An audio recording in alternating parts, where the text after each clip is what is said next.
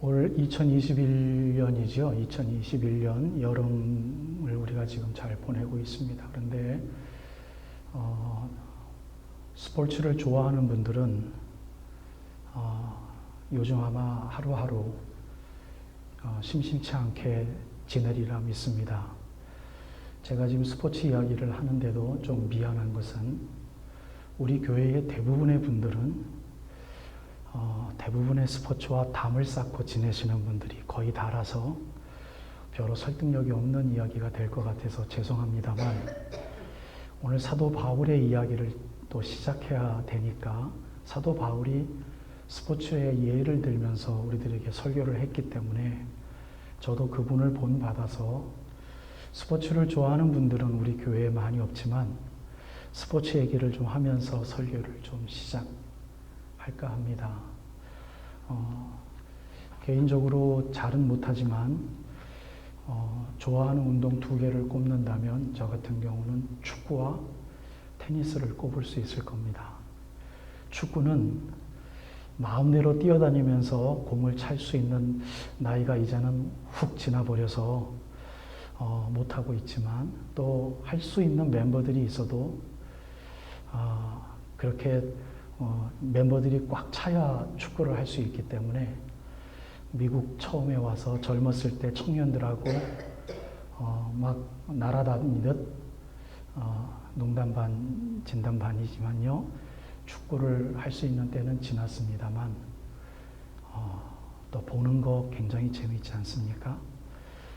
그리고 또 하나는 테니스는 아직까지도 자녀들하고 테니스를 치면 지기를 싫어할 정도의 게임은 되는 것 같습니다. 그래서 테니스를 좋아하는데, 저 같은 경우에는 이 테니스와 이 축구가 지금 이 열광의 이 세계를 다 적시고 있어요. 그래서 코파 아메리카라는 대회도 있고, 어저께 결승전을 했습니다. 그리고 유럽에 있는 나라들끼리 또 조그마한 월드컵을 하는 게임이죠.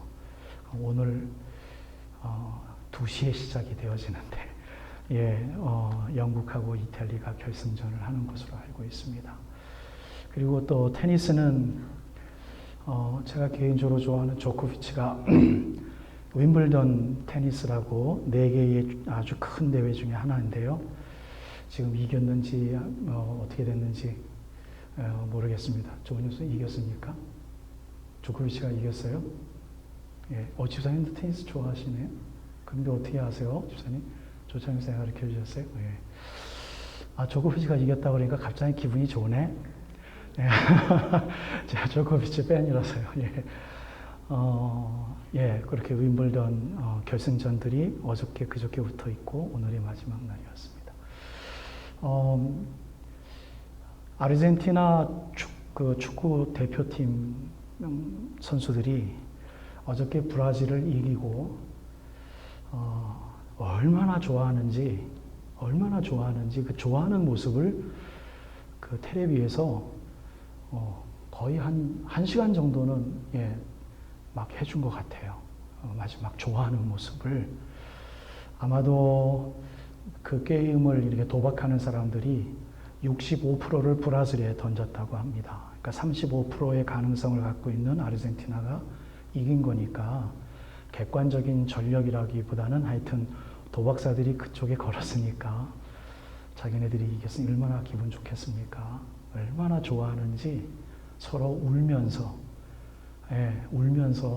서로 껴안고, 나중에는 브라질 몇몇 친구들하고도 껴안고 우는 모습, 또 브라질의 유명한 축구 선수들이 아르헨티나의 유명한 축구 선수들을 축하해 주는 모습도 나중에 제가 보는 화면에는 잡히곤 했습니다. 얼마나 좋아하는지 제가 울었어요. 얼마나 좋아하는지, 얼마나 좋을까. 정말 울었어요. 울다 보니, 눈을 뜨고 보니 바로 앞에 있는 또 집사람 사진 보면서 더 엉엉 또 울고 울었어요. 제가 왜 울었을까요? 은혜 받아서 울었습니다. 은혜 받아서. 왜 무슨 은혜를 받았을까요? 우리도 하나님 나라에 가면 예수님 앞에서 저것과 비교가 될 수 있겠는가? 얼마나 기쁘고 얼마나 신이 날까? 네, 그들의 눈물을 보니까 하늘나라에 가서 하나님이 구원해 주시면 마지막까지 저를 붙드시면 제가 하나님을 배반하지 않으면 주님 만나서 얼마나 많은 눈물을 토해낼까? 그래서 울었습니다. 예, 그래서 울었습니다. 여러분 스포츠를 하는 일부분의 프로페셔널 멤버들이 굉장히 큰 돈을 벌어가면서 세상을 즐기고 있지만 어떻게 생각하면 너무 많이 벌죠. 예, 주당 수억씩 버는 사람들이 세상에 많으니까요. 정말 많이 벌죠. 말이 안 될 정도로 많이 법니다. 어느 정도는 그 정도 벌어도 되겠다라는 생각을 할 때가 있습니다. 그분들이 훈련하는 모습을 생각을 하면 엄청난 자제력과 먹을 것 못 먹어가며 체중 감량하기 위하여 노력하고 세상 사람들에게 노출되어져 있는 그 SNS를 통해서 자기를 비판하는 글들, 여러분 그건 보통 스트레스가 아니거든요. 조금만 유명해지더라도 제일 먼저 들어오는 것은 칭찬보다는 욕이라고 합니다. 욕. 예, 그러니 그분들 얼마나 많은 욕을 얻어 먹으면서 살겠어요. 예, 칭찬 100마디가 있어도 아주 뼈를 깎는 그러한 치부를 깎는 듯한 비판이 하나 들어오면 100가지의 칭찬은 눈에 들어오지 않는 게 우리들의 연약함의 성품입니다. 예, 그분들 돈방석에 앉아 있는 것 같지만 그만큼 절제력이 있는 사람들이에요. 그래서 그만큼의 주가를 누리고 세상을 즐기고 있는 것 같아요. 그러니 마지막 결승전에서 승리를 했으니 예상을 뒤엎고 승리를 했으니 얼마나 기쁘겠습니까? 사도 바울도 고린도전서 9장 23절에서 27절에 있는 말씀을 보니 내가 복음을 위하여 모든 것을 행함은 복음에 참여하고자 함이니라. 굉장히 겸손한 사람입니다. 복음의 아주 최전선에서 일을 하는 분인데도 불구하고 그냥 그 중에 한 분인 것처럼 많은 대다수 중에 한 사람인 것처럼 내가 복음을 위하여 모든 것을 행함은 복음에 참여하고자 함이니라. 그런데 그 참여하고자 하는 그의 열심을 운동, 마라톤 하는 사람과 비유를 하면서 그는 이렇게 고린도 교회 교인들에게 편지를 썼습니다.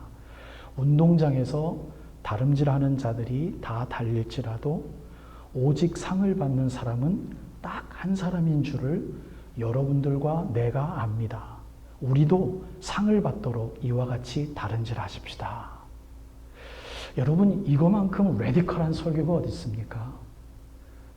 다름질하는 모든 사람들 중에서 열심히 하는 사람들은 다 상을 받을 것입니다 라고 해도 이 설교가 우리들에게 굉장히 도전이 되는 설교가 될 텐데 사도 바울은 다름질을 다 하더라도 오직 상을 받는 사람은 한 사람인 줄을 우리가 압니다. 굉장히 위험스러운 설교이죠. 그러니 우리도 다름질하여 어떻게 합시다 라는 말입니까? 그 한 사람이 되십시다 라는 권면이죠. 상당히 급진적인 설교입니다. 그리고 그것을 그 다음 절에 이렇게 그는 강해합니다. 이기기를 다투는 자마다 모든 일에 절제를 합니다. 그 마라토너들, 다투는 사람들은 썩을 승리자의 관을 얻고자 함에도 그렇게 열심히 하는데 우리는 썩지 아니할 것을 우리는 보고 뛰고 있는 자들 아닙니까? 그러니 얼마나 열심히 뛰어야 되겠습니까? 라고 역설적으로 강해합니다.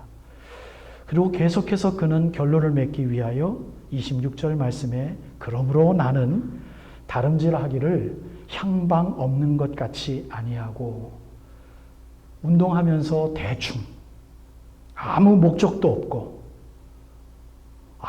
아무런 그의 개인적인 디자이어 없이 그렇게 그냥 한 번쯤 뛰어나왔다가 나는 아닌가 보다 그렇게 하고 취소하는, 싸우기를 허공을 치는 것 같이 아니하겠다라고 결론을 맺지요.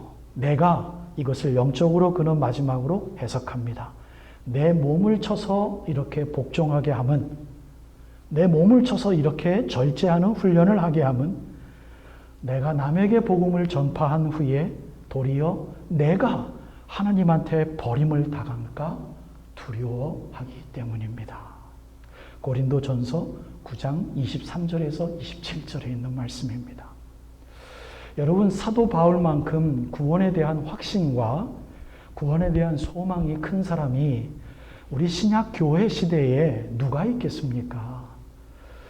한번 나는 당신과 다투기를 원합니다 라고 할 만큼의 많은 경건의 사람들이 있어 왔고 지금도 있을 법하지만 과연 사도 바울과 이렇게 영적인 배틀을 해서 과연 이길 사람이 누가 있을까? 우리 모두가 의심할 수 있습니다. 사도 바울은 그만큼 탁월한 분이요, 그만큼 완벽한 삶을 살기 위하여 노력했던 분입니다. 그런데 그분이 처음에는 나도 한 사람으로서 이 복음에 참여하고자 합니다 라고 겸손하게 시작하더니 마라토너들이 다 뛰는데 그 한 금메달을 받기 위하여 뛰는 것처럼 여러분들과 우리가 뛰기를 원합니다. 이 설교를 하는 이유는 내가 여러분들에게 이 복음을 전한 후에 내 자신에 대하여 깜빡하여서 경건에서 떨어짐으로 하나님이 나 버릴까 봐 두려워하기 때문입니다. 즉 구원의 확신이 있지만 그 구원을 내가 계속해서 연습하고 훈련하고 묵상하고 다시 한번 생각하고 내가 과연 구원받을 수 있을까라는 개인적인 자아 성찰의 훈련을 하는 분이기 때문에 가능한 설교입니다. 아멘. 저는 이 사도 바울의 말을 100% 의지합니다. 왜냐하면 이 말을 근거로 하나님이 우리들에게, 이 시대의 교회들에게 하시는 말씀이라 분명히 믿기 때문입니다. 여러분, 사도 바울은 고린도 9장에서 넌지시 건너뛰듯 구원에 대하여 그는 강조를 하였습니다만 오늘 여러분들과 제가 본 빌립보서 2장에는 대놓고 두렵고 떨림으로 복종하여 너희 구원을 이루라라는 설교를 합니다. 여러분, 이 구원을 이야기하기 위하여 사도 바울은 빌립보서 1장과 2장 초반절에서 열심히 구원을 향하여 그는 기뻐할 것에 대하여 우리들에게 명령하고 있었어요. 여러분들과 제가 잘 알듯이 이 구원의 근거가 되시고 주인이 되시는 예수 그리스도를 우리들의 소개하기 위하여 교회 공동체 안에서 기쁨과 올바른 복음을 가질 것에 대하여 그는 설교하면서 그 근거 되시는 예수 그리스도의 마음을 품을 것을 우리들에게 부탁을 하고 있음을 여러분들과 저는 잘 압니다. 그리스도 예수의 마음을 품으라. 그 예수 그리스도의 마음은 무엇이냐면 다른 게 아니라 죽기까지 하나님께 복종함이니라. 죽기까지 하나님께 복종함이니라. 이 말을 예수님의 견지에서 우리가 다시 한번 재해석한다면 예수님은 이 땅에 오시기 위하여 약속도 자기가 한 것이 아니라 하나님이 한 것이고요. 성부 하나님 아버지가 한 것이고요. 이 땅에 부랴부랴 내려왔더니 그 치욕스러운 인간의 이 옷을 입고 왔더니 자기 말도 못하게 하십니다. 하나님 말만 전하게 하셨습니다. 그래서 예수님께서는 당신께서 원하는 개인적인 디자이어 하나도 성취하시려는 마음조차도 그가 극복하셔야만 됐듯이, 즉 하나님께서 예비하신 복음의 말씀을 그대로 전하시고 마지막에는 어떻게 해요? 죽기까지 복종을 하셨습니다. 그래서 사도 바울은 그것으로 복음을 선포한 것이 끝난 것이 아니라, 그러니 이 예수 그리스도 죽기까지 복종하신 예수 그리스도를 우리 하나님 아버지께서 부활 승천케 하여 주시어서 하늘에 있는 자나 땅에 있는 자나 땅 아래에 있는 자들이 예수 그리스도로 말미암아 그를 주로 시인하여 하나님 앞에 영광을 돌리게 하려 하였느니라. 우리 예수 그리스도를 인정하시고 예수 그리스도를 존귀케 하시는 하나님의 복음의 정체의 터닝 포인트를 우리들에게 말씀하시고 그 구원에 대하여 색깔을 정확하게 사도 바울은 우리들에게 정리를 한 후에 그러므로 사랑하는 자들아 너희 구원을 예수 그리스도처럼 복종하여 두렵고 떨림으로 이루라 라는 설교를 하는 것입니다. 여러분 이처럼 구원은 너무나도 존귀한 것입니다. 여러분 구원은 살리는 것입니다. 누구에게 생명을 새로 시작해서 주는 것이 아니라 죽었던 존재들을 다시 살리는 거예요. 우리들이죠. 이미 죽었던 우리들을 다시 살리는 행위가 구원입니다. 그래서 이 구원은 세상에 없는 것이고요. 하늘에 있던 것이 이 땅에 내려온 것이고요. 이 구원은 우리들의 것이 아니라 하나님의 것이고요. 이 구원의 주인은 예수 그리스도이시기 때문에 그분께서 죽음을 이기시고 부활 승천하셨다라는 승리의 그 joy, 기쁨이 있다면 그 주인 되시는 예수 그리스도를 믿은 구원받은 백성들도 이 힘을 공유할 수 있음을 선포하는 것이 바로 구원에 속한 메시지입니다. 여러분 너무 힘들어하지 마십시오. 여러분 세상에 쫓겨 사시지 마십시다. 여러분 우리 구원받은 백성들답게 힘있게 사시기를 이 시간 주의 이름으로 축복합니다. 찬양할 때 여러분들에게 부탁드렸어요. 하나님을 진실로 찬양하는 마음이 우리들 마음속에 내재하여 있다면 두렵게 없다고요. 글자 그대로입니다. 아멘. 우리가 자꾸 두려워하면 하나님의 임재와 하나님의 주관과 하나님의 주권을 내가 가지고 있는 내 삶의 반경으로 자꾸 초청하려고 합니다. 왜? 내가 자꾸 두려우니까. 그런데 하나님이 원하시는 구원의 세상은 그 두려운 세상에서 나오기를 초청하는 거죠. 왜? 너는 나를 통하여 이길 수 있기 때문이다라고 복음은 선포하기 때문입니다. 여러분 이것은요 말로 형용할 수 없고요 말을 통하여 트랜스퍼가 되어짐으로 그 강도가 계속해서 다른 사람들에게 전해줄 수가 없어요. 이것은 하나님의 선물이기 때문에 우리가 여호와 하나님을 정말 찾고 갈망해야만 하나님께서 다시 리바이브하게 해주시고 새롭게 회복시켜 주시는 것이 복음입니다. 여러분 저는 실력이 없어서 인간적인 여러분들을 설득할 수 있는 말 주변이 없어서 노래 부를 때에 영역이 부족해서 예배 드리러 온 여러분들에게 여러분들의 기분을 영적으로 업해 드릴 수 있는 그러한 소질이 너무 없는 사람입니다. 그러니 여러분들이 여러분들 안에 있는 하나님의 충만으로 이 예배를 뜨겁게 해 주시기를 축복합니다. 아니 도와주십시오. 부탁드립니다. 예배 시간에 오셔서 너무나도 부족한 사람에게 그 사람을 통하여 음악이나 설교나 이것을 통하여 톤이나 어떠한 어쿠스틱스, 음향적인 들리는 것으로 인하여 위로받으려고 예배에 참석하지 마시기를 간곡히 부탁합니다.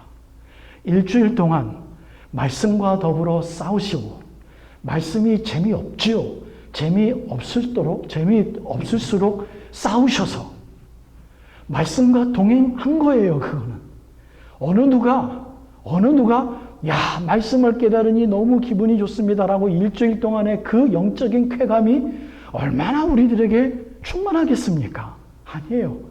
그렇게 있지 못해요.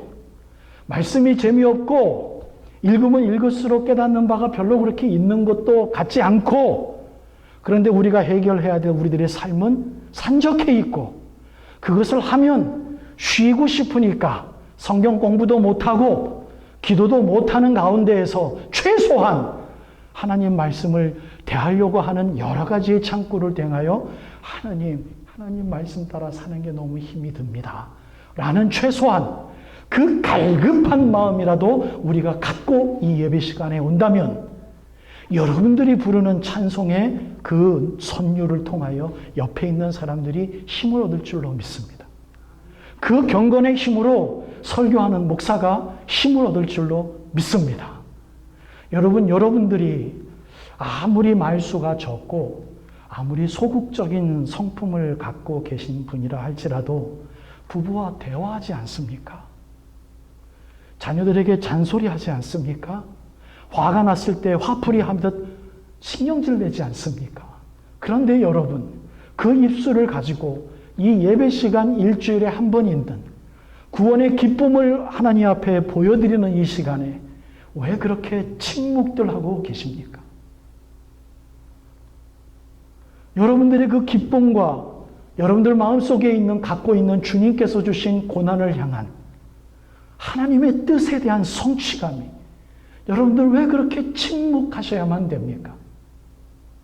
그래서 아무래도 7, 80년대에 많은 한국교회 목사님들이 아멘으로 화답하는 것을 일부러라도 우리들에게 가르쳤나 봅니다.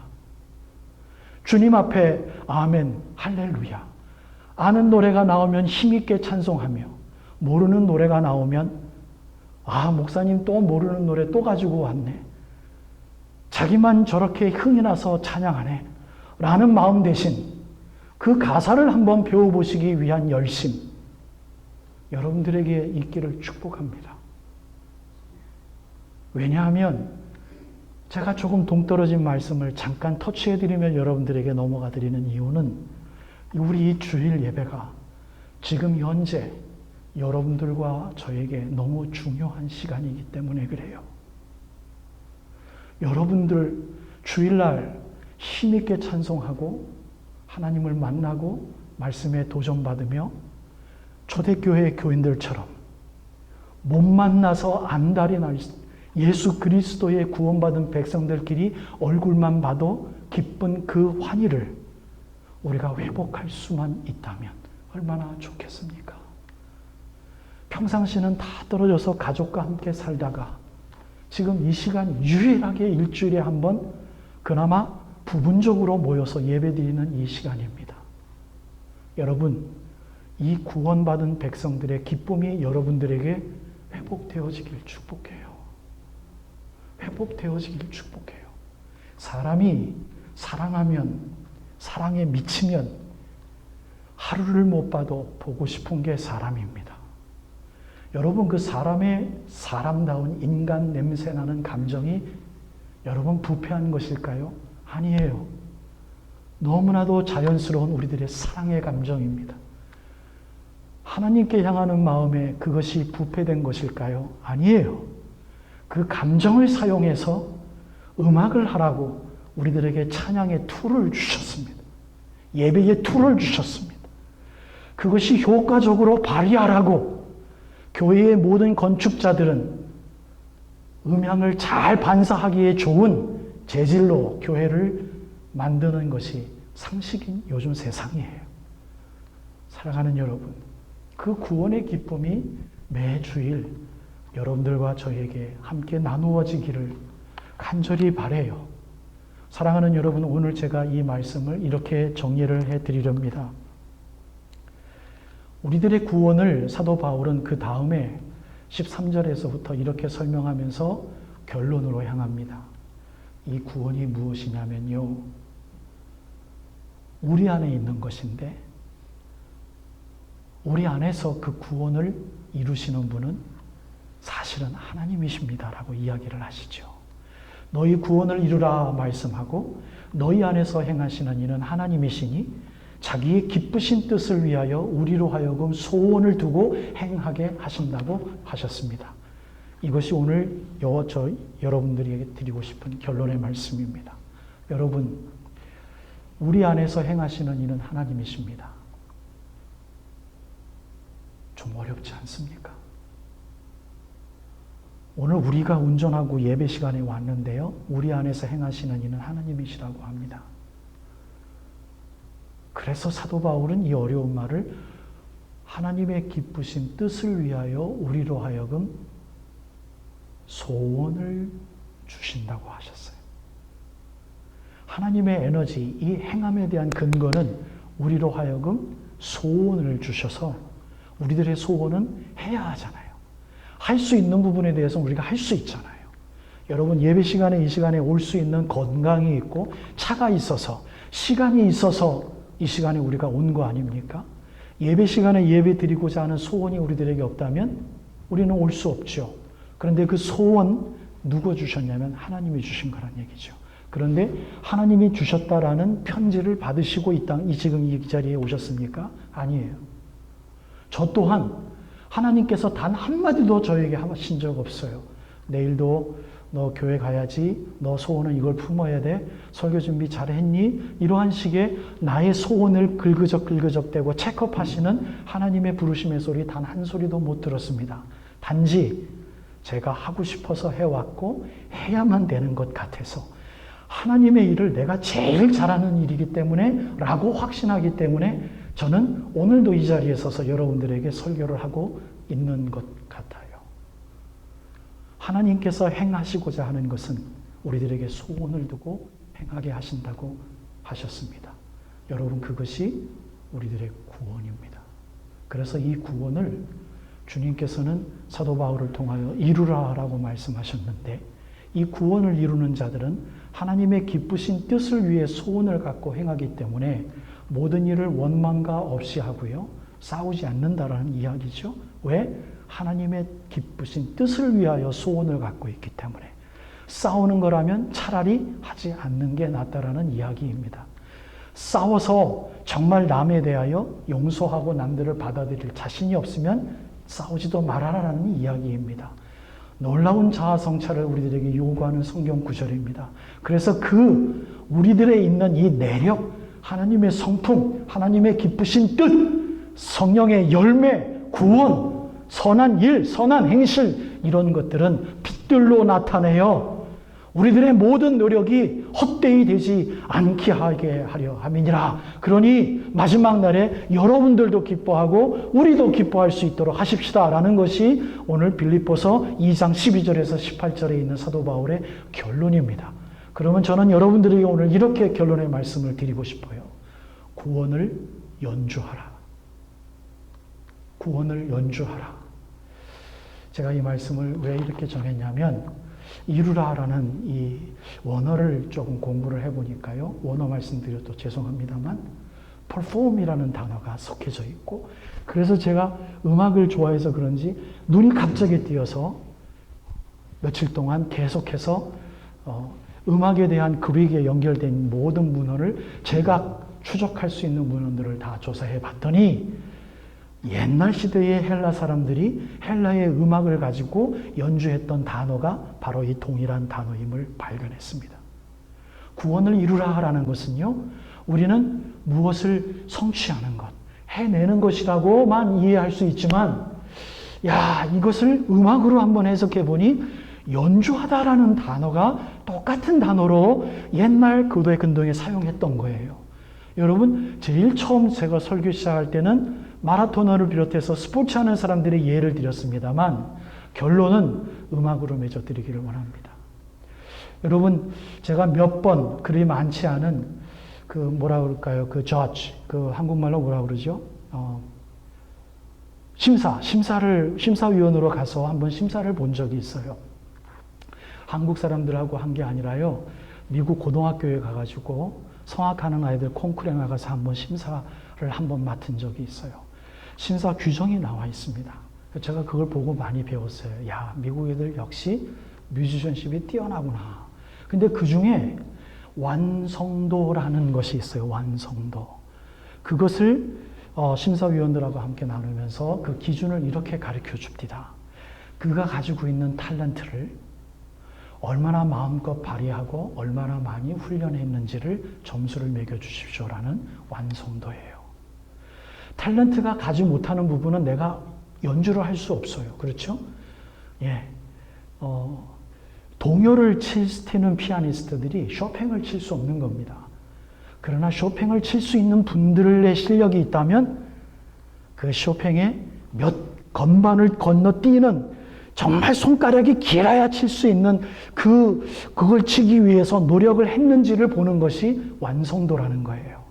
얼마나 연습을 많이 했고 자기가 갖고 있는 것을 얼마나 많이 훈련했고 훈련한 것을 연주회 때 가져와서 얼마나 많이 훈련한 것을 그대로 증거해내는지, 그게 바로 완성도입니다. 그것을 이루다라는 말로 여러분들에게 해석하며 설교를 마치고 싶어요. 여러분, 우리는 글을 좀 덜 배워도, 여러분, 우리는 다른 사람들에 비해서 리더십이 좀 적어도, 우리는 다른 사람들에 비해서 물질은 좀 작아도, 우리가 어느 누구든지 구원받은 백성들은 프로페셔널하게 훈련받을 수 있는 그 프로의 필드가 있습니다. 그것이 바로 구원입니다. 구원받은 사람들의 완성도는 구원을 묵상하며 살아가면 됩니다. 구원을 묵상하며 살아간다는 이야기는 예수 그리스도처럼 살아가는 것입니다. 예수 그리스도께서도 복종하셨다면 나도 남들에게 복종하며 살아가는 삶입니다. 여러분, 그것은 비참한 삶이 아니라, 꿇어 경배하는 삶이 아니라 예수처럼 승리하기 위하여 준비하는 삶입니다. 그 구원을 내가 갖고 있는 탤런트를 계속 개발하여 그것을 남들에게 연습한 것들을 보여주십시오. 사도 바울처럼 보여주십시오. 그리고 자신만만하게 이야기하십시오. 내가 예수를 본받은 것처럼 사랑하는 아들아, 나를 본받으라. 좀 말하기 미안하면, 하나님, 내가 예수를 본받은 것처럼 우리 교회에 하나님, 나를 리더로 세워주시옵소서. 여러분, 그 리더에 대한 우리들의 구원의 프로페셔널리즘이 우리들에게 없다면 죄송한 말씀입니다만, 여러분들과 저는 과연 구원받을 수 있을까요? I doubt it. I don't know about it. I don't think so. 죄송합니다. 말씀이 그렇게 이야기하기 때문입니다. 구원에 대한 프로페셔널을 갖고 있는 사람들은요, 이거 생각해야 됩니다.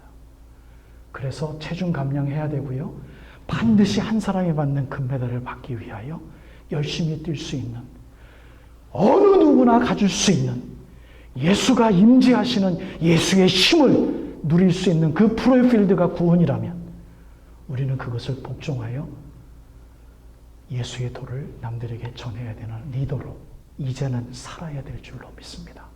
여러분, 향방 없이 뛰지 마십시다. 그저 왔다가 몇 번 뛰었다가 힘이 드니까 다시 그 뛰장을 나가는 사람들이 되지 마십시다.